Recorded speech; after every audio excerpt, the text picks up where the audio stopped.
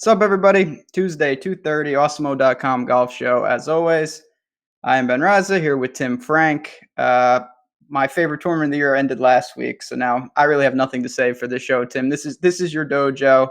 We got the Byron Nelson on tap here from Trinity Forest.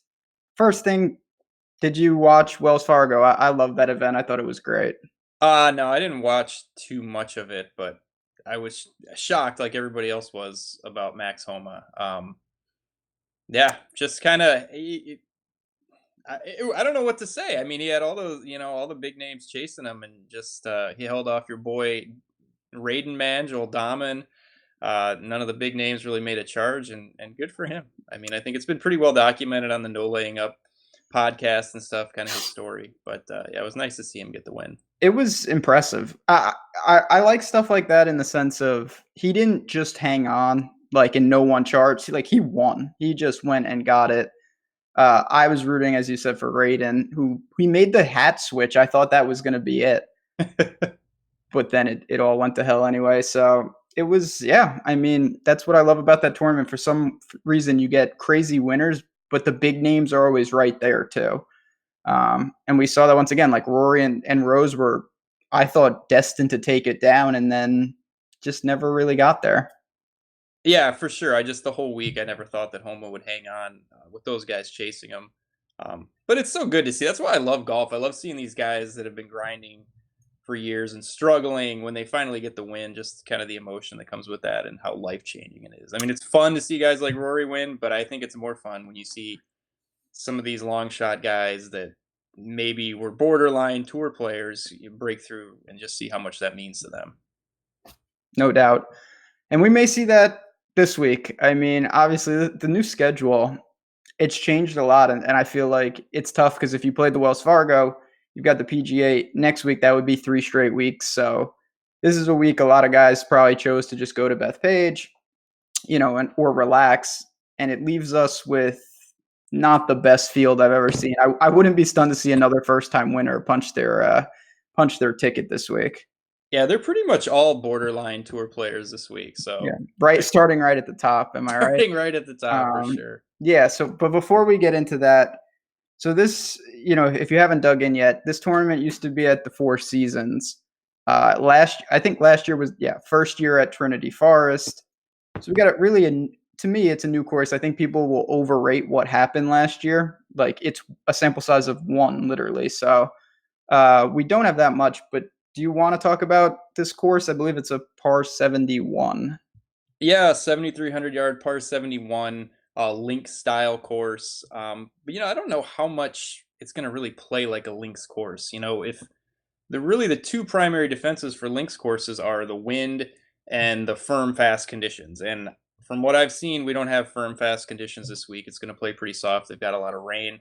And really, I don't know. So I'm not sure how much it's going to play like a true link. So it's going to be wide open. I don't think there's going to be much emphasis on driving accuracy. I think it's going to favor the Bombers just because there's not a lot of trouble off the tee. It's pretty wide open, and with it being soft, I think that's just going to add some length to the course. So yeah, I'm looking at driving distance as a pretty big advantage this week. But yeah, I don't know. People say it's like a links course, and that's true if it's firm and fast and the balls are filtering into runoffs, filtering into the bunkers. But if it's soft, it's going to play. I think it's going to play pretty easy this week. So I'm putting an emphasis on driving distance. Like you said, though, hard to take too much out of a 1-year sample size. So I'm, not putting a lot of stock in what happened last year. Same. It looks like they got a lot of rain, so I would expect it to be a little different. I think it's going to be open season, though. I wouldn't be stunned to see some guys go really low. In the conditions, this course, the only thing I really remember from last year is that it has like a mini golf hole. I wrote about that in my article. That stupid par 3 where if you just hit it, the ball funnels. The hole-in-ones are going to be flying. I really hope not. I don't like that hole.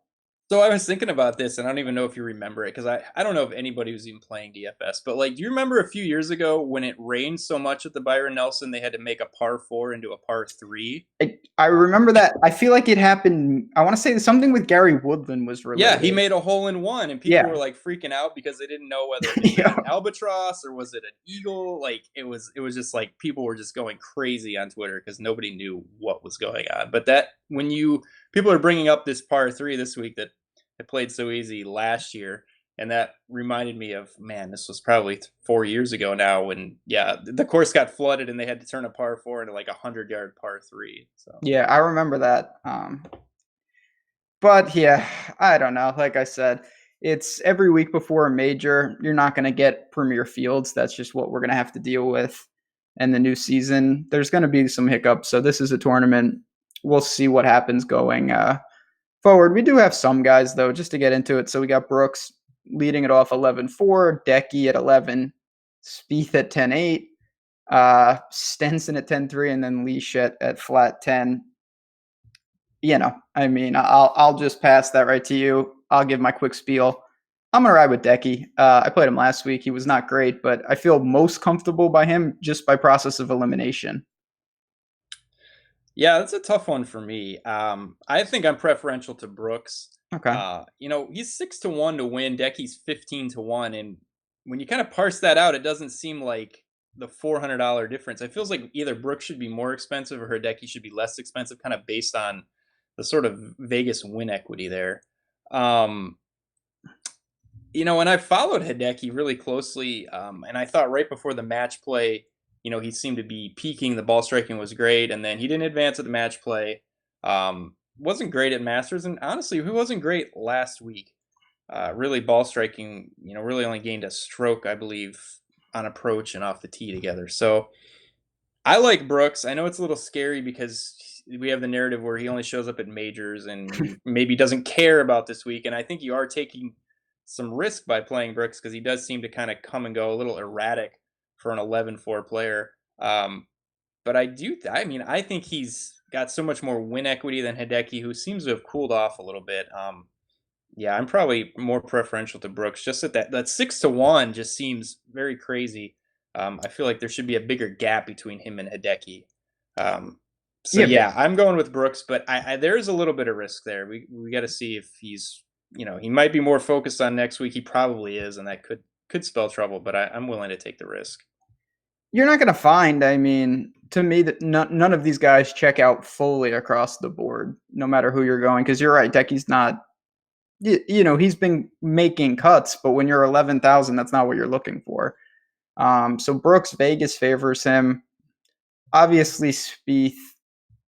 What is there to say at this point? That's not a good price for him. The ownership, I always say, well, oh, maybe he'll be like 6%, but he's not. He's always like, he still garners ownership, uh, and it makes it tough. I don't, he could always play well. He still has it in there, but I'm more than likely to just try to live without doing that.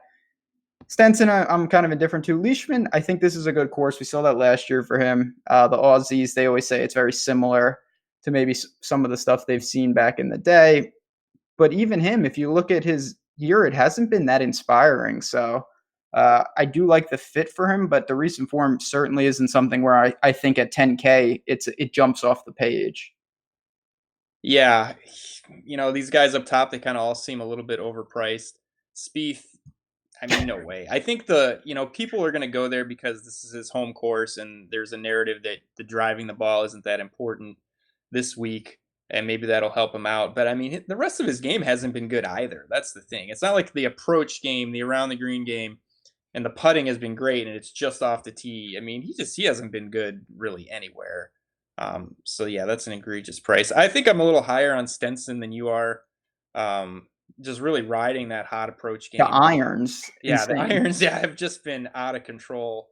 He leads the tour in strokes gained approach, gained 6 shots on approach last week, putted pretty terribly, which is really his MO. But I like him. I think he's a safe play. I think Decky's a safe play too. But I just like Brooks's upside as far as up top. So yeah, I think Brooks for me, and probably Stenson would be my second favorite side. Looks like you and I may be on opposite ends of the page this week. Yeah, I think we meet in the middle. I think I'm a little higher on Decky than you.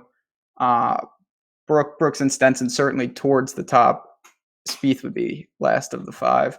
The guy, I Get mean, out for of me, here. just to keep going, Patrick Reed is someone that I tried to jump on last week, and I thought I was going to really get some dividends out of it. He didn't kill me by any stretch, but he did not close well at all. But when I looked at the stats, I was actually more encouraged than I thought I was going to be. Irons were good. He's always crafty around the greens. Didn't putt at all. Not that it was like a Benny On situation, but I think he might be turning a corner. He's a Texas guy, and he's priced high, but in this field, everyone's going to feel highly priced because the field is awful. So I would much rather start with. I will start some teams with Reed, and maybe go a little more balanced this week. Yeah, I'm with you 100% on Reed. Gained 3.9 strokes on approach last week. Really good for him. We know he's got the short game. The stats aren't really there, but I think he's got a long enough sample of around the green game and putting to be considered, one of the better short game players on tour. So if the irons are working, not a lot of requirements off the tee here as far as accuracy. I like it. Like you said, he's not as cheap as I thought he would come in. But maybe we're getting him here on the upswing and just so much more win equity than a guy like Im at 9,600. I mean, Im has been more consistent this year, but if we're talking about winning this tournament, I'm going to take Reed over a guy like Im. Yeah, 100 times out of 100. And really, any of these guys below 10K, if Reed has it working, very likely to win this tournament. The guy's proven. He's won, I don't know how many times in the last few years, but multiple wins a year. It seems like for the last 4 or 5 years, or at least one win every year. So yeah, I'm with you 100% on Reed. I like him a lot this week. The 9K range is usually, I feel like we have this discussion when we're in the mid sevens, but that's what we have to deal with this week.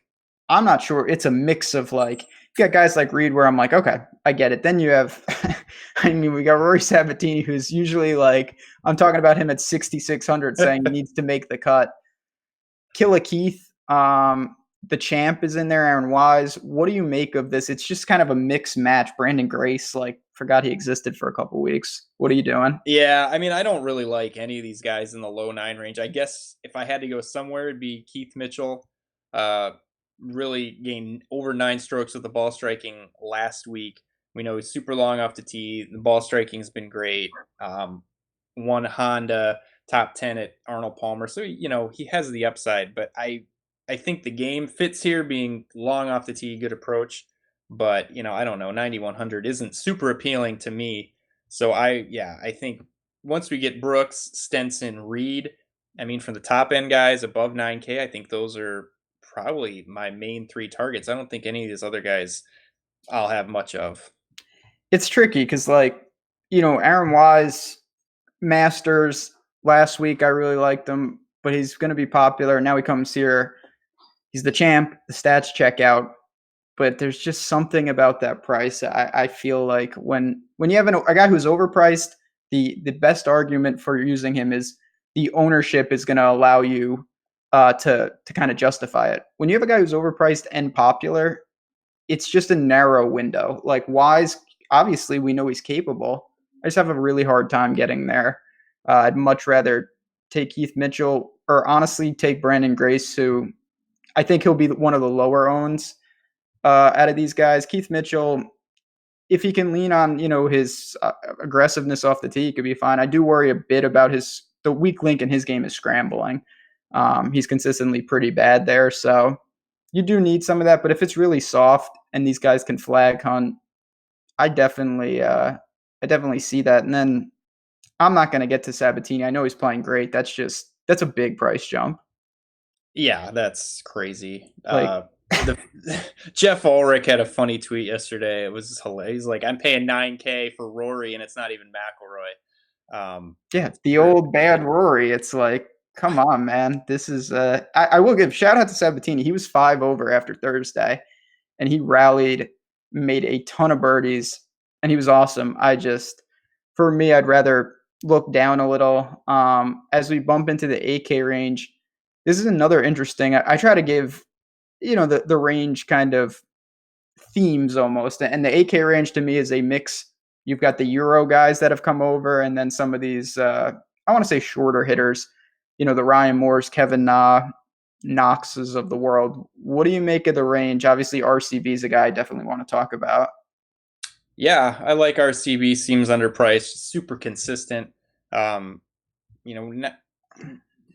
so many guys feel overpriced. He feels at least appropriately priced in this field. I think you could even see him up in the mid nines, and I don't think anybody would flinch at that. I really like Biergaard. We know he's super long off the tee. We've seen him perform in really tough fields. We saw him play well at the Masters T21. We saw him in the Final Four at the Match Play. And prior to that on the Florida Swing played okay. I think he was T20 at Honda. So we've seen him play really well in some tough events, in some tough fields. And now he gets what should be a much easier course than some of these other places he's played. Definitely a lot weaker field. And I think it sets up really well for him being so long off the tee. So I think things kind of pan out really well for Biergaard at 8,700. I like him a lot. And yeah, with you on RCB, I think everything is, works out perfect for him. And Thomas Pieters hasn't played. Baby. I know. It's like, I don't know what to do with him. He hasn't played in a while. When he was playing on the Euro Tour, it wasn't great, but I feel like you should always have some Thomas Pieters in tournaments because the guy is just so up and down. You just have to embrace that volatility. So long off the tee. And when he's on, he's great. And when he's off, he's terrible. I don't love the price, but I think I'm going to have some of them in tournaments just based on that volatility and how long he is. And we've seen him perform in much better fields, much stronger fields and better events than this. The thing, yeah, with him, honestly, the price is, I don't say it's irrelevant, but it kind of is because he's either going to smash or he's going to get cut. And it doesn't matter then. If you're playing enough teams, I don't know why you wouldn't grab a piece of him. We know how good he can be. I don't know where exactly he's been though, so I'm a little skeptical. I can't believe I'm doing this because we do have viewers that watch this show. It'd be easier to say this if we had no viewers. I am going to Noren this week. Yeah, I know. That's all that really needs to be said. He showed a little life at Heritage. The one thing that, and I expand upon this in my article, which is behind the paywall at the site, his scrambling, even during the slump, was still good. And if this course, it is pretty forgiving off the tee, I have a feeling that this could be the week, if Noren is going to turn it around, this could be kind of the start of that. We saw that, not to make a kind of a straw man, but we saw Kyle Stanley get back into form, and it started with kind of just making a cut. Then he played well at the Masters, obviously. Noren, can I convince you after a stellar 28th at Heritage to get back on your boy? I don't think so. I don't think I can get there, but you're much better at this getting in early on the guy that's going to make the comeback than I am. So, I mean, you don't hear about the ones that don't work. Well, you want to be a week early. You don't want to be a week late on. And I think he'll come in at very low ownership. I don't think people will be on him. Yeah, he could be. I not for me, but I don't know. I'll just play Russell Knox. At okay. 8K. I don't. The course doesn't really seem to fit him, but I mean, I'm trying not to make too much out of the 1 year sample size. I know everyone's going to go bomber crazy, but we know at the end of the week there's going to be some of the shorter hitters there. And Knox's approach game just been so good. I think I've touted him pretty much every week because I'm so high on strokes gain approach. But yeah, I like him. I prefer him to Noren, but I'm sure Knox will be probably 3 times the ownership of Noren. So. Yeah, Noren will be me and a couple other people who are looking to donate. But the AK range, I think, is wide open. There's a lot of plays. Mostly, I kind of see them as, larger field kind of guys because they're polarizing. We got Ryan Palmer down there. Thunder Bear is down there. Obviously, we talked about Pieters. Scott Piercy, who's another one of our guilty players. I don't know how to exactly order them. I don't feel super confident. It's probably a dead range for me in cash, but in tournaments, I'm going to look to some of these guys because the win equities are pretty good for a field like this. Yeah, it's definitely an intriguing range. You have quite a mix of players here, and I think the same thing for the from 7,500 to 8,500. I think is very intriguing. I think there's a lot of playable guys in that whole range to make up for kind of the terrible 9K range that I don't like. Yeah, that's the thing. It's you're gonna feel, we talk about in majors. Oh, your team, it looks great. Like this is it. Week like this, you're gonna be like, wow, Rory Sabatini's my second man in. Who's gonna be my fifth and sixth man in? That's why people end up funneling to balanced lineups because the bottom of this field is just awful. Uh, yeah, we do have. Yeah, I don't think we really missed anyone. Obviously, chat. If there's someone you want us to talk about, just drop it in and we'll go back. But the 7K range, the guy it starts off with, and I don't think either of us know. I'm going to ask you how popular you think he might be. I like Scotty Scheffler. I think you do too. You think he's going to be popular? I think he'll be popular. I don't think he'll be overwhelming chalk. I kind of got. You remember when Cameron Champ played the Canadian Open last year and he came in with this great web.com form and everybody was on him and then he missed the cut. Mm-hmm. It feels similar to that, but it doesn't feel like everyone's going to be on him. And just to outline what he's done on the web.com tour, second, seventh, and fifth in his last three starts. Then he had a 20th at the Valero Texas Open, and then a second again on the web.com tour prior to that. So just been an amazing form. But he has amateur pedigree. He was a good amateur player at the University of Texas. So he has the local angle going too. So really a lot of things going for him. Hot fire, web form, the T20 at Valero. So I don't think that's a fluke. And he was, a known amateur. I was talking to Coolers in our Slack chat about that. We knew who he was coming out of college. He didn't just come out of nowhere as some guy and start playing well on the web.com tour and nobody had ever heard of this guy. So I think he has a lot of things going for him. At 7,900, I think that's a good price. The guy's playing really, really good golf. I'm with you. I usually try not to go down the Panda Express with some of these guys that are the next big thing. But Scotty Scheffler's shown enough, and he's playing consistent golf on the web where he's in form. Every time he gets a start up here, he's not, scrounging to make cuts. He's in there, can grab a piece of this. Price isn't going to kill you. If the ownership is down, it's all systems go with him. I'd be a little worried if he's going to be really popular. This range, yeah, I mean, I don't know what to make of this. We've got Pat Perez, who apparently just needed to get hurt to get back in form. He looked good for a while last week. Guy like JJ Spawn, I'm still waiting on. Do you have any in the upper sevens? Abraham Answer, who he's like 7,600 in WGCs. Now he's 7,600 in this nonsense. Yeah. Outside of Scheffler, not in love with the real high 7 range. But once we get down to the mid 7 range, a ton of guys I like, starting with Answer at 7,600. Just kind of feels like a buy low spot for him. He cooled off a little bit. But like you said, I mean, this is kind of an egregious price for him in this field. So yeah, I'm willing to go back to Answer. I don't think very many people will be on him just because he's coming off a couple miscuts.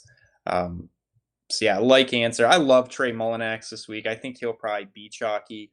The results maybe aren't there. 50th last week, 13th at the Zurich, 16th at RBC Heritage. But the approach game has been amazing with him.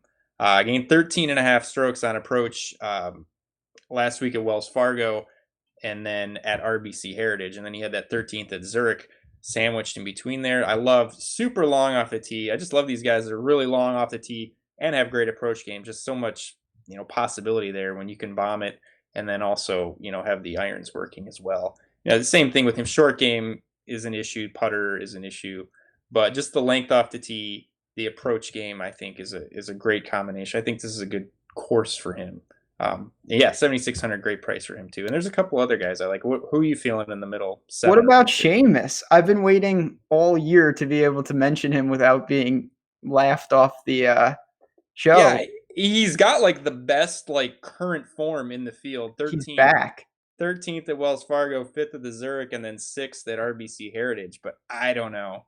I just don't know. It's not like he was ever great and he fell off the map and now he's back. He was, even when he played well, he was not that good.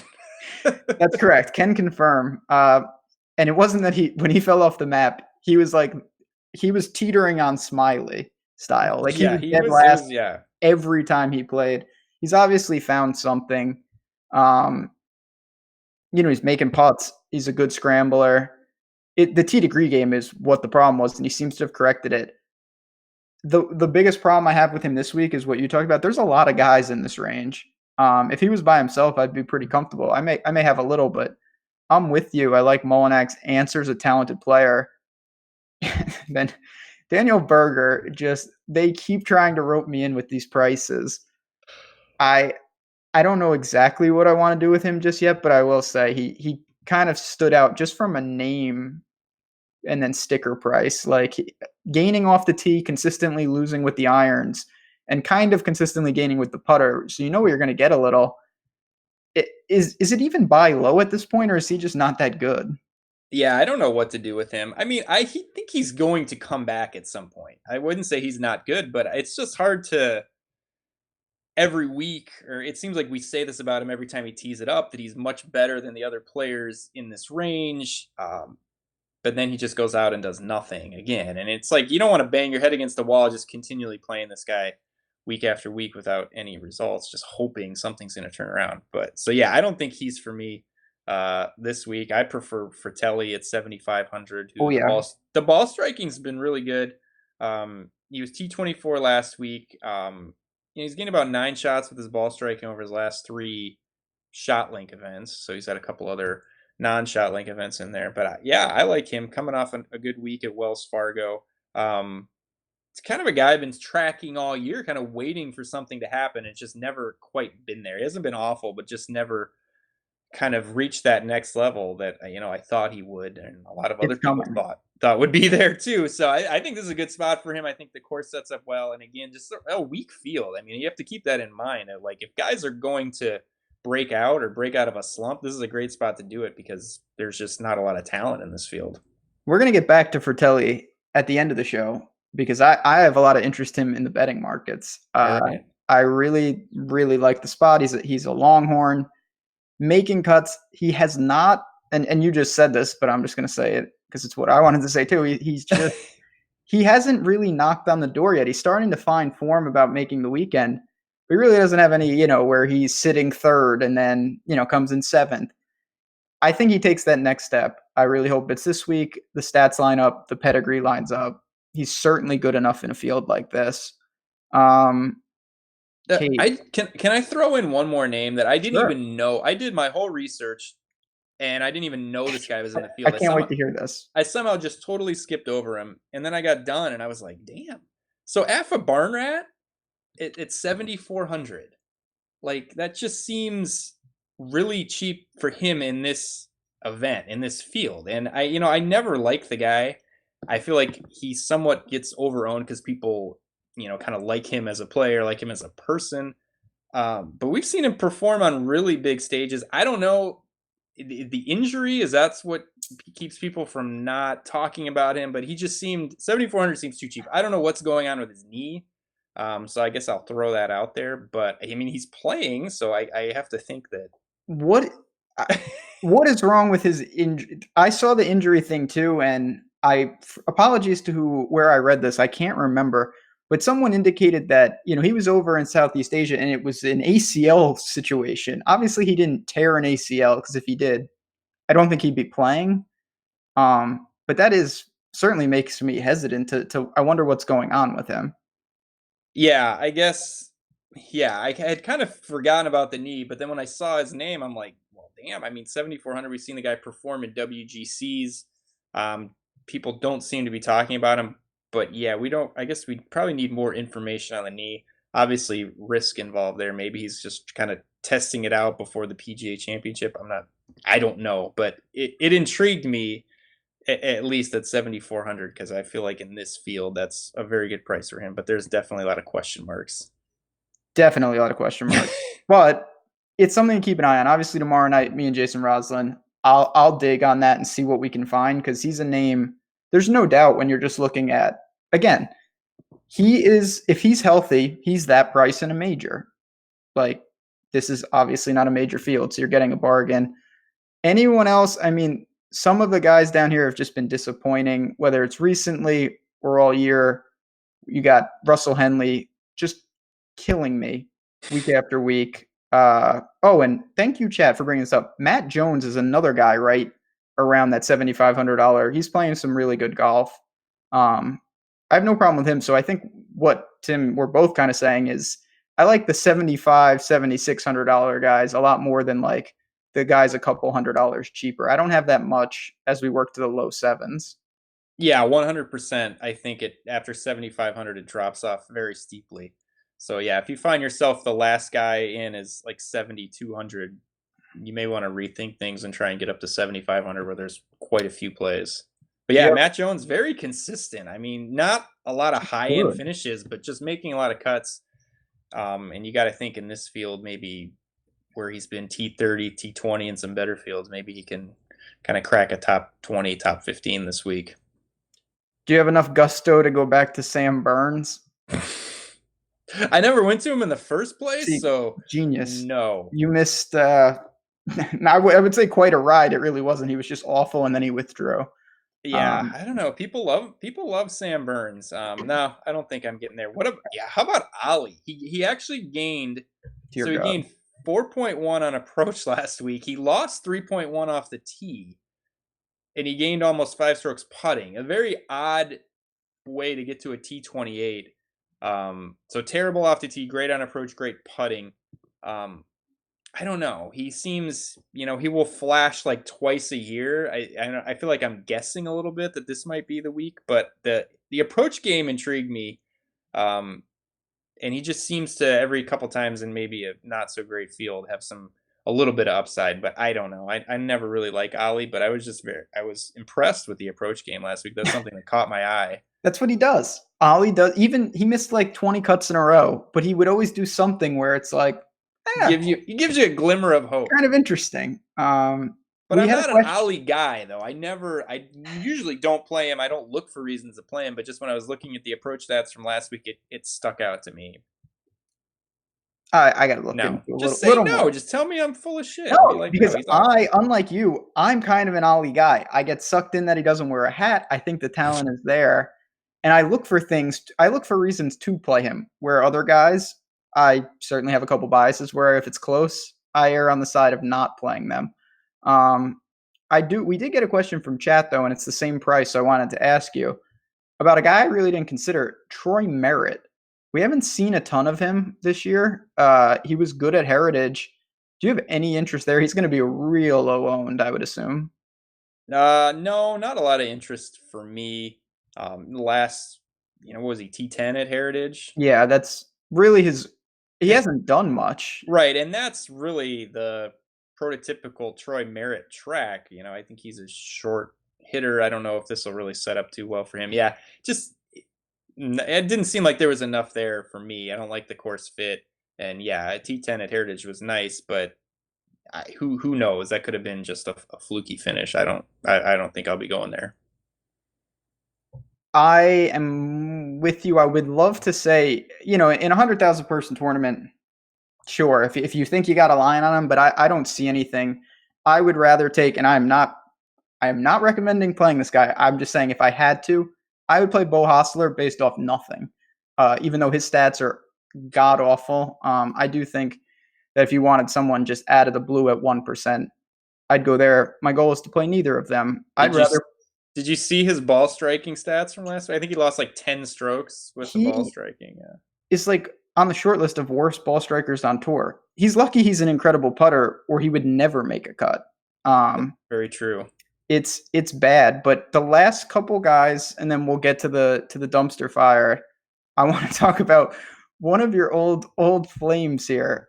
Brendon Todd is quietly getting it together. He is. I love it because I love that guy. I know you do. 4 years ago, because he was just, he hits it like 230 off the tee, but he's like a Jim Furyk, like a poor man's Furyk. I loved him. He did a lot with the putter last week. He was T18, did a lot, but he's a good putter. So that's not, we don't want to say like, he's a fluke, but I don't know. I kind of just want to enjoy the comeback right now. I don't even want to invest any money and just be happy that he's making cuts and playing well. I don't want to put the pressure of me betting him and playing him in DFS. The I don't. pressure. I don't think I'm ready to get there just yet. And last guy for me, Kramer Hickok. He's another Texas guy. I believe he was roommates with Spieth. He's shown some flashes this year. His game isn't tailor made for this course, but I do think another guy in a tournament field setting, I might try to keep in the player pool this week. I don't know. I need. You're not a big Hickok guy. I'm not a big. You're not. It's sad. What are you gonna do? Yeah, no. I'll take Scott Stallings over Hickok. Give me the PED roid rage. Was playing well, except he didn't do much last week at the Wells Fargo. Kind of the game fell apart. But I think prior to Wells Fargo, Stallings was intriguing, and I think even at 7,100 this week, where there's nobody, we're having to kind of come up with reasons to play guys. Yeah, chat just said that. They said the sickos are real. There's a lot of them this week. There really are. I mean, I need flashcards to distinguish between Kramer Hickok and Wyndham Clark. Do you ever have guys that you just get confused? Those are two guys that I. The best thing that's happened to me in 5 years, not just for golf, just in my life, is that Ryan Brem got demoted to the web, because him and Ryan Blom, just forget it. It was a travesty. I hate when I do that.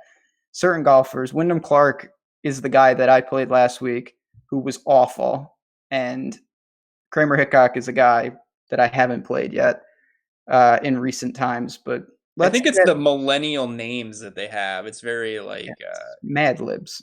Just everyone's. Ooh, Sean Stefani. He's another guy who was on fire last week with the irons. I don't know if you saw that. Yeah. A ton of strokes. He's another Texas guy. I know I'm beating that point to death, but this is the kind of stuff I'm really going to look for.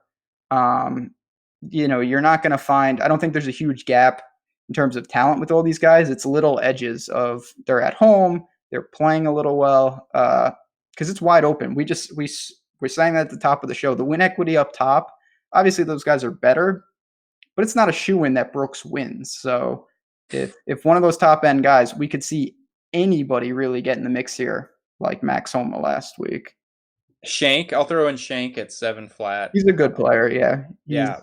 T13 last week, gained 6 strokes on approach, was really bad off the tee. Great approach game, great putting. But yeah, I like Shank at 7K too. But again, from 7 to 7,500, we're talking guys that I'm just going to have a splash of here and there. There's no real targets for me. Mm-hmm. Before we get into the 6K range, I'll just say real quick, as I always do, if you haven't signed up and you want to, you can use the promo code JazzRaz. You get half off your first month. It's a good time to do it because we've got a major next week, and we are going to have a lot of content, obviously some articles, projections. Slack will be going off. Tim's personal handling of your every need, as I say, week after week. So if you want that, you have any questions, you can always contact us on Twitter, or you can yell at us in the chat. But this is where, I mean, my God, the 6K range in a field like this, it's going to be really tough. If you're aggressive off the tee, if you're aggressive at the top of your lineups, you're probably going to have to dip here. And I don't see a lot. I mean, do you have anyone that stands out? The one guy that I liked was somebody that I think chat mentioned last week, and it was Hank Labuda. That guy, yeah. Yeah, he was T50, so that wasn't great, but gained 5.2 strokes with the ball striking. The week before that, he was 5th at the Zurich with Curtis Luck. Prior to that, gained 2.2 strokes ball striking at Valero. So the ball striking's been decent. Gained 4.4 strokes the ball striking at Valspar. Ball striking's been there. The finishes really haven't, outside of that 5th with Curtis Luck at the Zurich, which we don't really care about. But I think in this field, for 6,700, he was really the only guy that stuck out to me as somebody who had put together, when we're just looking at shot link events, put together 3 consecutive positive ball striking, events, because you're just not going to find much down here. And at least he's hitting it well.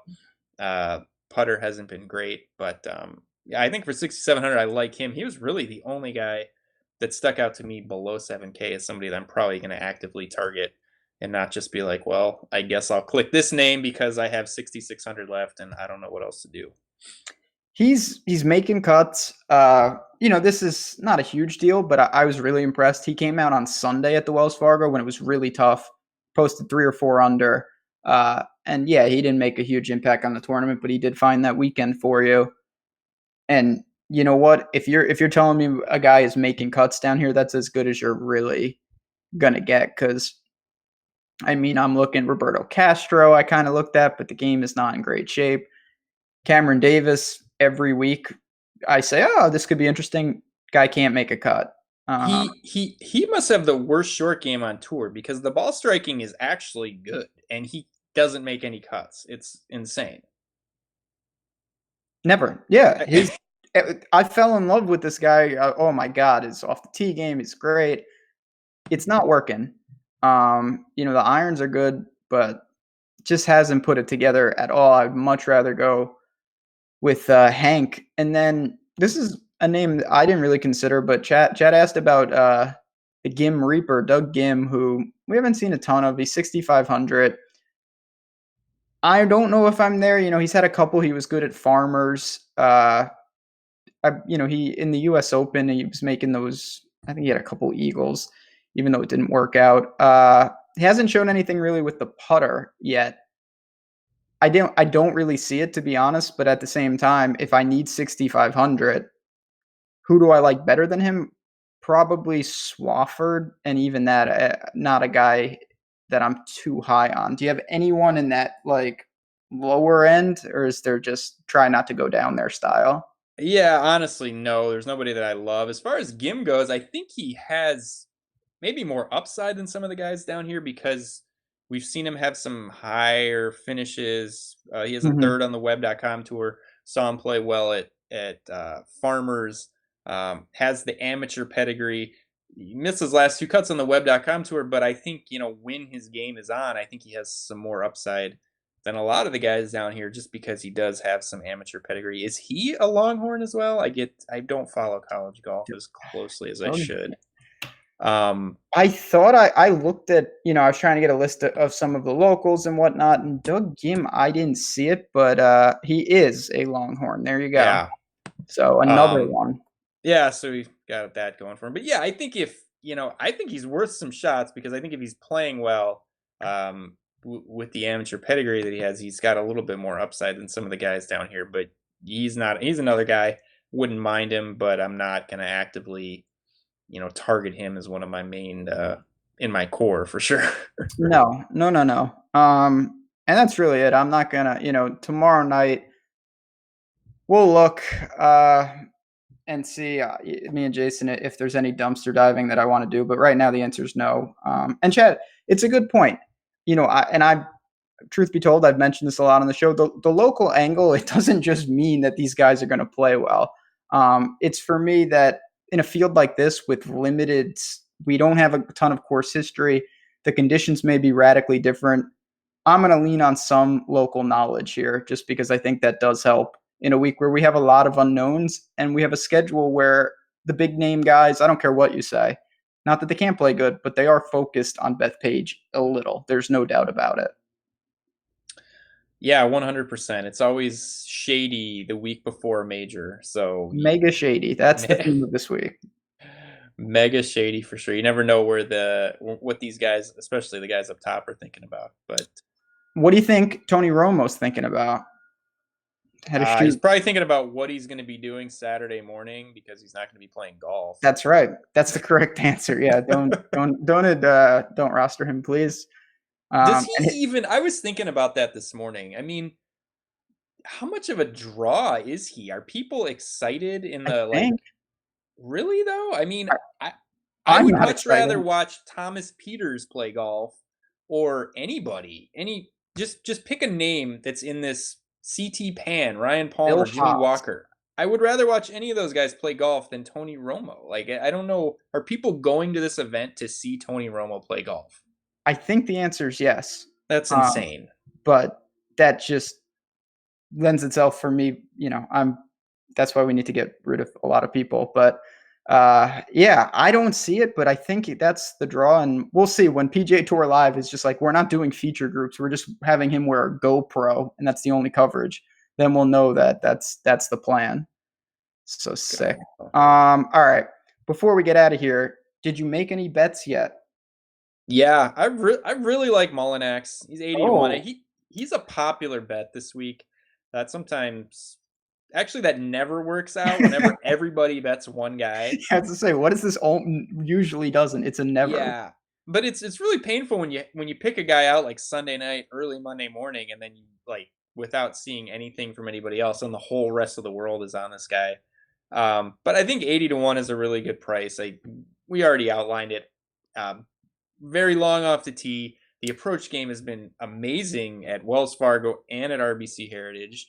And I think this is just a weak field. He was a guy on the web.com tour. I think a lot of people were expecting more out of him. I remember when he was on the web.com tour, very popular player. People seemed to think he had big things in store, and just never seemed to realize the potential. But I think he's shown It's some there, things. yeah. Yeah, the ball striking this year has been great, and I think in this weak field, if he can make some putts, I really like him. 80 to 1 in this field, I think is a really good price. It's hard to find guys you like. It's one of those events where you look at the prices and you're like, man, they all suck because it's a bad field. But Mullinax I was happy to see the 80 to 1. So yeah, I like him this week.